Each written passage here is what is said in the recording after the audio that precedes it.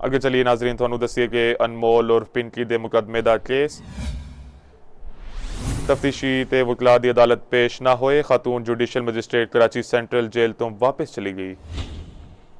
Karachi police ने cocaine queen Pinky दे rider Mohammad Sameer तो जेल विच तफ्तीश की इजाजत मिल गई। डिस्ट्रिक्ट एंड सैशन अदालत विच दरख्शां ते गार्डन पुलिस ने दरखास्त के जरिए मौक़िफ़ अपनाया। मुलजिम मोहम्मद समीर नू जून 2021 विच दर्ज चर्स बरामदगी दे मुकदमे विच गिरफ्तार किया गया। ਉਹ ਹੁਣ जेल विच है। मुलजिम समीर मुलजिमा पिंकी दा राइडर है। ਉਹ मोटरसाइकिल ते मनशियात सप्लाई करदा सी। मनशियात दी मद विच मिलन वालियां रकमां बैंक अकाउंट विच मुंतकिल करदा रहिंदा सी। मुलजिम तू तफ्तीश दी इजाजत दित्ती जावे।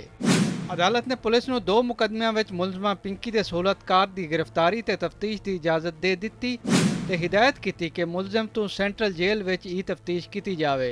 दूजे पासे मुलजिमा पिंकी दे खिलाफ बगदादी पुलिस स्टेशन विच दर्ज कतल दे मुकदमे दी समाअत ते मुद्दई मुकदमा बयान रिकॉर्ड कराने लई पेश नहीं होया। तफ्तीशी अफसर ते वकला भी नहीं आए। जराए ने दसिया कि मुद्दई दे वालदैन विचों किसी एक दी तबीयत खराब है, इसलिए वो पेश नहीं हो सकिया। मुलजिमा अनमोल उर्फ पिंकी मनशियात ते कतल दे मुकदमे विच जिस्मानी रिमांड ते पुलिस दी तहवील विच है। उन्होंने कल अदालत विच पेश किया जाएगा। नासिर भट्ट, चौपाल, कराची।